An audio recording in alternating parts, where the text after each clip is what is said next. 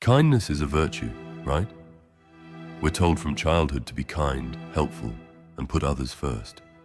But what if your excessive kindness is actually ruining your life? It sounds harsh, but the truth is that being too nice can backfire in ways you never expected.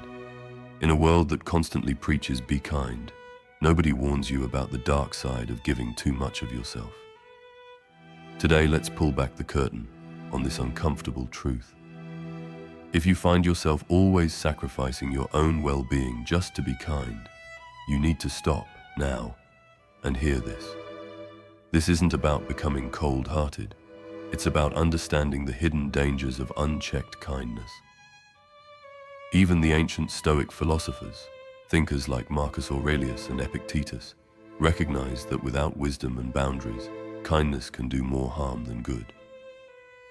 So let's explore how your kindness might be quietly destroying your happiness and what you can do to take back control. Excessive kindness sets you up for heartbreak. Deep down, you might believe that giving more means getting more in return, that if you're thoughtful and generous, others will respond with equal respect and gratitude. It's a comforting idea. You help someone move apartments, surely they'll appreciate it and help you when you need it, right? Unfortunately, life doesn't always work that way. When your kindness isn't returned or even acknowledged, it hits you hard. You feel hurt, betrayed, and wonder what you did wrong. You might try even harder to please, hoping to finally earn that respect or loyalty, but end up feeling even more disappointed. This cycle of giving and quietly hoping is a recipe for heartbreak. The Stoics understood this well. They taught that expectations are the enemy of peace. Marcus Aurelius, the Stoic emperor of Rome, used to remind himself each morning that he'd meet ungrateful, selfish people during the day. He knew that expecting everyone to be kind in return was naive, and that by dropping unrealistic hopes, he could avoid anger and sadness. In the same way, if you're kind with strings attached, even subtle ones, you're handing others the power to hurt you. When your acts of kindness come with an unspoken hope that maybe now they'll treat me well, you set yourself up for pain. It's only natural to desire appreciation. You're human, not a saint. But tying your happiness to how others react is dangerous. Epictetus, another Stoic philosopher, advised focusing only on what you can control, your own actions and attitudes, and letting go of what you can't, how people respond to you. In other words, be kind because it's who you are, not because you expect a reward. If you can truly embrace that, no one's ingratitude can shatter your spirit. But if you can't, each lack of reciprocity will feel like a dagger in the heart, slowly bleeding your goodwill dry and leaving you jaded. People will start taking you for granted. Now consider what happens around you when you're consistently kind and giving. At first, people might be pleasantly surprised and extremely grateful. But give it some time. Keep saying yes to every request. Keep going out of your way to help. And something insidious happens. Your generosity stops being admired and starts being expected. That friend you always bail out of trouble no longer says, "Thank you so much." Instead, they act like your help is a given. Your family members who relied on you for every little thing don't hesitate anymore. They assume you'll rearrange your schedule to accommodate them.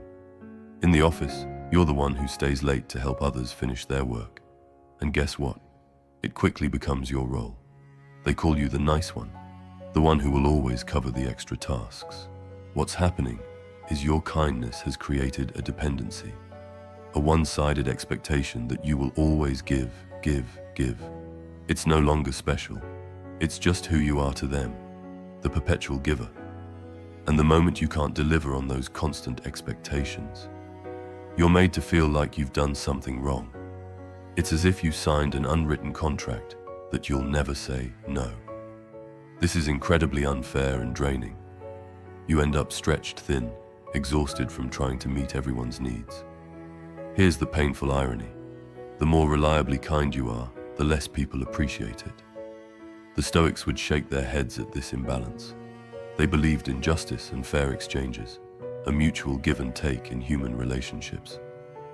If one side is doing all the giving, something isn't right. You have every right to set boundaries. Being kind does not mean being a doormat or an endless well of favors. As Marcus Aurelius noted, we should do good for its own sake, but nowhere did he say to tolerate exploitation. If those around you have come to take you for granted, it's a sign that kindness has tipped into unhealthy territory.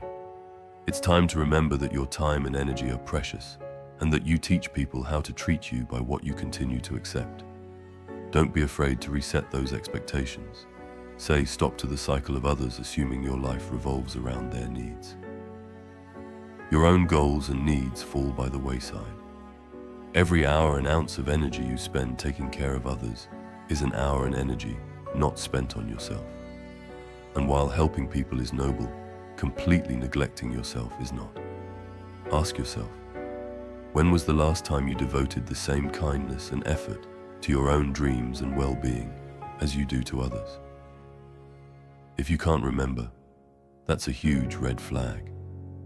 One of the stealthiest ways excessive kindness ruins your life is by slowly eroding your personal goals, passions, and even your health.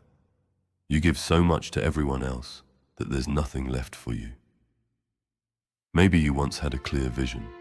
You wanted to get in shape, learn a new skill, advance in your career, or pursue a lifelong hobby.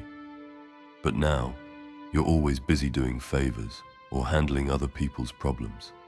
Your projects gather dust. Your dreams are perpetually on the back burner. I'll get to them once I help everyone else. The tragedy is that once I help everyone else never ends. There's always another request, another person who needs you. In the end, your life goals end up unfulfilled. The Stoics taught the importance of focusing on one's own development and virtue. Epictetus urged his students to understand their responsibility to themselves, because how can you contribute to society or anyone else if you let your own life fall apart? Kindness that comes at the cost of your self-respect and growth isn't virtue, it's self-sabotage. Think of it this way: if you burn yourself out to keep others warm, you'll be left in the cold. Even on airplanes, they tell you to put on your own oxygen mask before assisting others. That's not selfish, it's common sense. By neglecting your health, mental and physical, and your aspirations, you're slowly diminishing the value of your own life. And ironically, you might also become less able to help others in the long run because you're running on empty. Stoic wisdom reminds us to live in accordance with nature, and part of our nature is to grow, to pursue our potential. Marcus Aurelius wrote that each of us must do what we're meant to do as individuals. For him, it was to be a good emperor and a rational man. For you, it might be to build that business you dreamed of, to create art, to raise your family with love without losing yourself. If kindness has made you lose sight of your path, pause and recalibrate.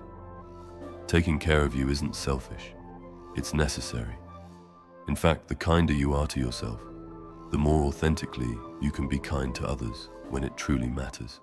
Being too nice signals weakness to others. It's cruel but true. In the real world, many people interpret constant kindness as a sign of weakness. If you're always agreeable, never assertive, some will assume you lack backbone. They'll think you're an easy pushover. You might notice it in how people talk to you or over you. Perhaps at work, you're the one who never disagrees, so you're left out of important decisions. Because your opinion isn't taken seriously, you might even get passed over for promotions.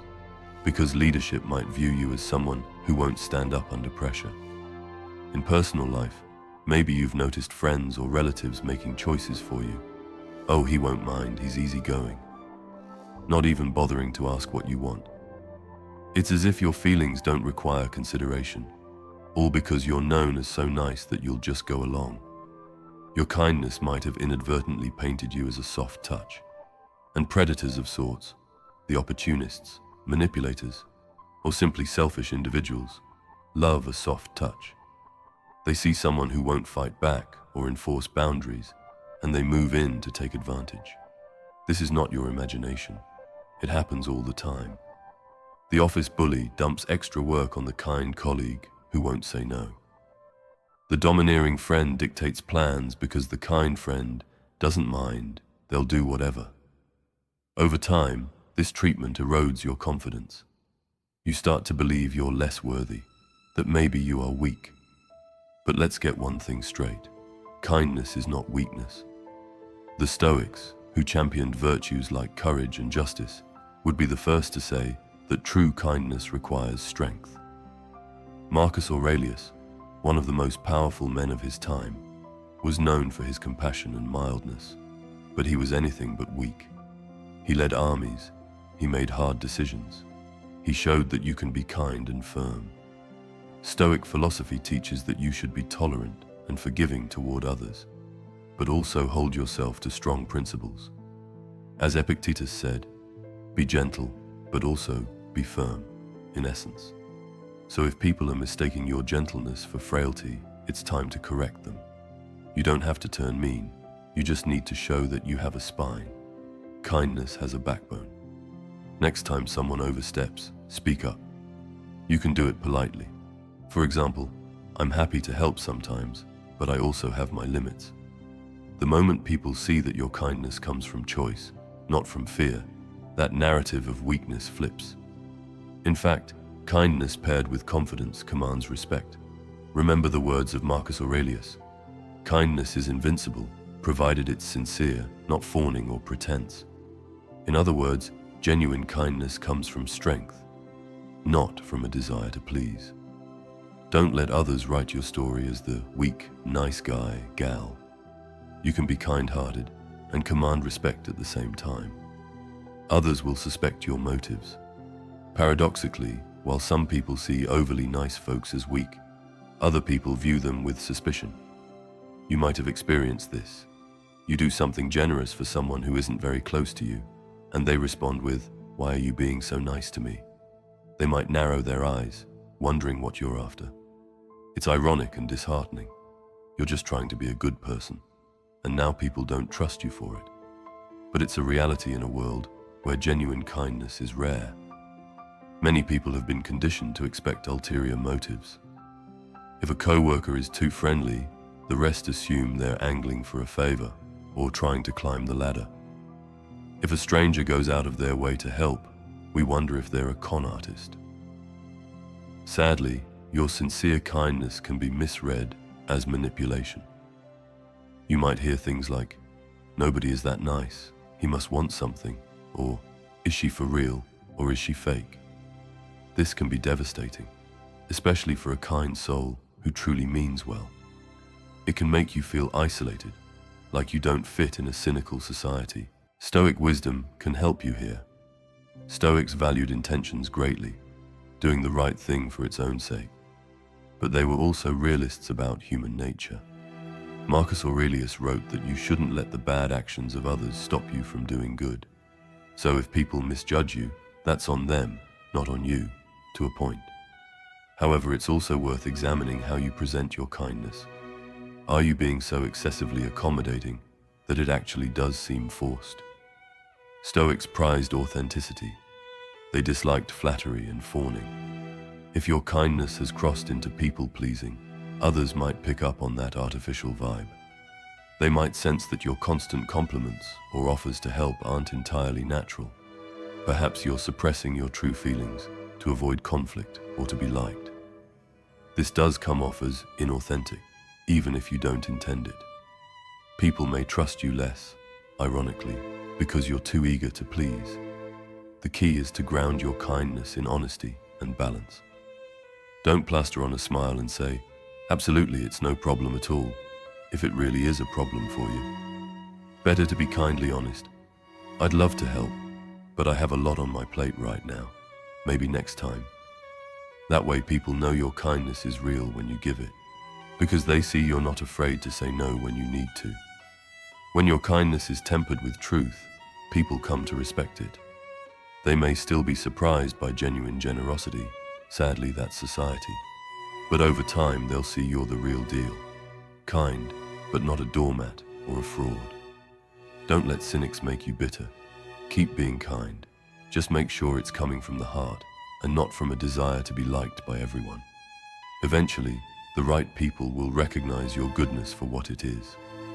You'll attract the wrong people, users and narcissists. While some will mistrust you, another group will zero in like sharks, smelling blood in the water. The takers, narcissists, and opportunists of the world. If you have a hard time saying no and always prioritize others, these personalities find you irresistible, not as a friend, but as prey. It's a harsh word, but it fits. Think about it. Predators seek the path of least resistance. A narcissistic friend, partner, or even boss will test boundaries and see how much they can get away with. If you're extremely kind without limits, they quickly learn you're someone who can be pushed and exploited. They'll take inch after inch, mile after mile. Before you know it, you're deeply entangled in a toxic dynamic. Perhaps you end up in a relationship where you give love, support, forgiveness, and in return, you get abuse or constant selfishness. Or you have a friend who always dumps their problems on you. But the moment you have a need, they vanish. You might find yourself used for money, favors, emotional comfort, whatever they need, and these takers will give nothing back. Kindness without boundaries is a magnet for manipulative people. It's not your fault that such people exist, of course, but it is your responsibility to recognize and protect yourself from them. Stoic philosophy reminds us to exercise wisdom, phronesis, practical judgment in our dealings. Kindness must be guided by wisdom. The Stoic thinker Seneca actually wrote about benefits and favors in ancient Rome. He advised that we should choose carefully to whom we give our generosity, to ensure it truly helps and is appreciated. In modern terms, that means don't continuously pour your kindness into a black hole. If someone shows signs of narcissism or exploitation, like never apologizing, always taking, never empathizing with you, you owe it to yourself to set firm boundaries. Remember this simple truth. Good relationships are reciprocal. They don't have to be perfectly equal all the time, but there should be a balance over the long run. If you find that someone in your life only shows up when they need something and disappears when you need support, you're dealing with a taker. And the more you enable them by always being available, the more takers you'll attract. It's as if word gets out energetically. Here's someone who will give endlessly and not complain. Let's go to them. You might wonder why you've had so many lopsided friendships or partners who hurt you. This pattern could be a big reason. The solution isn't to become unkind, it's to become discerning. Maintain your kindness, but with walls of self-respect around it. The truly deserving people will respect those walls and meet you at the gate with their own kindness. The users will leave to find an easier target. Let them go. You deserve relationships where you're loved for who you are, not what you can do for someone. You risk becoming addicted to approval. Here's an aspect many people don't realize. Being excessively kind can become a compulsion, almost an addiction. You might start deriving all your self-worth from the act of helping and pleasing. Think about it. When do you feel valuable? If the answer is only when I'm doing something for others, you may be caught in this trap. Acts of kindness might give you a temporary high, that warm feeling of being needed, or the brief praise you get. You're such a good person. That feeling can be addictive. Psychologically, this is sometimes called people-pleaser syndrome. You need to be needed. Saying no actually makes you anxious or guilty because you fear losing that hit of approval or the identity of being the nice one. Over time, this can morph into a full-blown loss of freedom. You're no longer choosing to be kind, you have to be. It's as if an inner voice bullies you. If I don't help, I'm a bad person. If I don't say yes, they won't like me. You become a slave to others' opinions and requests. Stoic philosophy is all about freedom through self-mastery. Epictetus said it best. No man is free who is not master of himself. If you cannot master the impulse to constantly seek approval through kindness, then you aren't truly free. You're chained by an internal need, just as destructive as any external oppression. Stoics also taught that virtue is found in balance and reason, not in obsessive extremes. Sure, generosity is a virtue, but even virtues practiced without moderation turn into vice. For example, courage without wisdom becomes recklessness. Similarly, kindness without self-control can become self-destructive obsession. Consider also that this addiction to being nice can lead to burnout and hidden resentment. You're human. You have limits. If you keep pushing yourself to make everyone happy except yourself, eventually you collapse, either in exhaustion or in an outburst of frustration. Have you ever suddenly blown up or broken down crying, saying something like, "After all I've done for everyone, and I get nothing"? That's the result of running on fumes and feeling invisible. It's a breaking point no one wants to reach. To avoid it, you must practice a form of emotional sobriety. Wean yourself off the constant need for external validation. This doesn't mean becoming uncaring. It means finding self-worth in who you are, not just in what you do for others. The Stoics would advise focusing on your own character. Are you honest, fair, compassionate, within reason? That matters more than whether 5 different people praise you today for favors you did. If you catch yourself anxiously checking if everyone is pleased with you, step back. Remind yourself, your value is not determined by other people's approval. In fact, you can't control their approval most of the time. Another Stoic insight. Do good when it's right, but don't do it just to chase a feeling of being liked. Breaking the habit is hard, but with each small no that protects your well-being, you reclaim a piece of your freedom.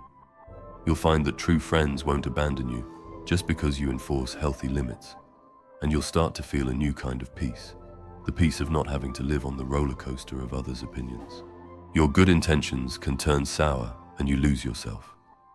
After all these consequences, the disappointment, the being taken for granted, the lost goals, the being seen as weak, the suspicion, the exploiters, and the dependence on approval, what's left of your original intention to be kind?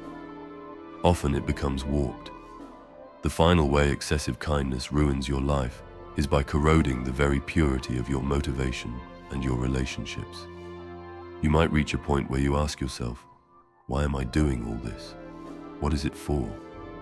When kindness is one-sided or abused for too long, it's easy to become bitter. You may find yourself feeling secretly angry or resentful, while still outwardly smiling and helping. That is a painful place to be, to outwardly play the role of the kind, dependable person, but inside to feel unappreciated and even used. This disconnect can breed guilt and shame in you because you think, I should be happy to help, I shouldn't feel angry. And it also breeds a passive-aggressive dynamic with others. You might start dropping sarcastic comments like, sure, why not? I only have 10 other things to do. Or you help but sigh heavily or act martyr-like. These are signs your kindness has turned toxic, for you and potentially for your relationships. Stoic philosophy highly values integrity and truth. Living a double life where your outward actions don't match your inner feelings is a recipe for inner turmoil. Seneca wrote about the importance of intention. Doing good with a begrudging heart isn't true goodness. It helps no one and hurts you. Moreover, if people finally sense your simmering resentment, it can break trust. They might feel betrayed that you weren't honest about your feelings earlier. In that sense, excessive kindness can mask true connection. People don't see the real you, they only see the ever-helpful facade. Real relationships, whether friendships, family, or romantic, thrive on honest exchange and mutual understanding. If you never express your needs or the limits of your willingness, the connection remains one-dimensional. You may be surrounded by people yet feel deeply alone, thinking, none of these people truly know or care about me. That loneliness is soul-crushing. It's the ultimate way a too-kind approach ruins life. It leaves you with relationships that are hollow or imbalanced, and a self that feels hollow too. You've been so busy being what you thought others wanted, you no longer know who you are. The Stoics counsel to always return to the self.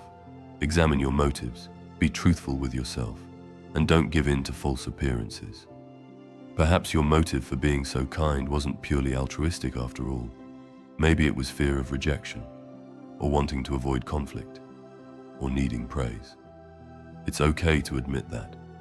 We're all human, and we all have mixed motives. By facing that truth, you can start purifying your intentions. True kindness, as Marcus Aurelius said, is sincere and without pretense. It comes from a place of strength, wisdom, and genuine compassion, not from fear, not from needing validation, and not from self-neglect. That's the kindness you want to strive for.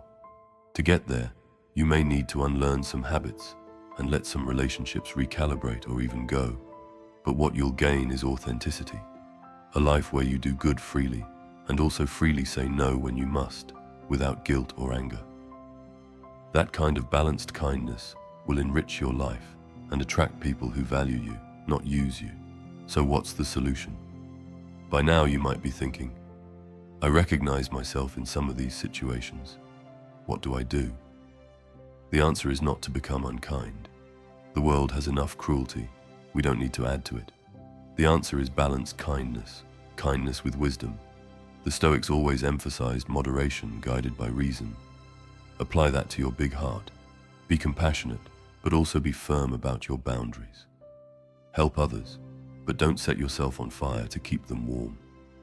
Say yes when it feels right, and you can afford to. And learn that it's okay to say no when you need to protect your time, your energy, or your values. Remember that no can be a complete sentence. You don't owe elaborate justifications for valuing yourself. Surprisingly, you'll find that most people will respect you more for it, and those who don't will likely taking advantage of you. Also, start devoting some of that beautiful kindness inward. Treat yourself with the same compassion and importance as you treat those you care about. If you catch yourself thinking poorly of your own needs, I shouldn't complain, others have it worse. Sound familiar? Pause and ask, would I dismiss a friend's pain that way? Probably not. Stoicism teaches us to care for our own mind and character above all, to not let the world disturb our inner peace. Part of that is giving yourself permission to matter. You have a duty to yourself just as you feel a duty to others. By embracing this balanced approach, kindness will stop being a source of ruin and return to being a source of strength. You can be the kind person who also commands respect, who also pursues their dreams, and who also enjoys genuine two-way relationships. Imagine a life where you still give, but you also receive love and respect from others and from yourself. That life is possible when you temper kindness with a little Stoic wisdom and a lot of self-worth. Thank you for watching and listening. I hope this opened your eyes to the hidden traps of excessive kindness. Now I'd love to hear from you. Have you struggled with being too nice? Do any of these consequences resonate with you, or have you overcome them? Share your thoughts and experiences in the comments. Let's support each other in finding that healthy balance. And if you found this discussion helpful, please give it a thumbs up and subscribe to the channel for more insights on living a better life, guided by ancient wisdom and modern understanding. Remember, you have a good heart, just don't let it be taken advantage of. Stay kind, but stay strong. Thank you, and see you in the next video.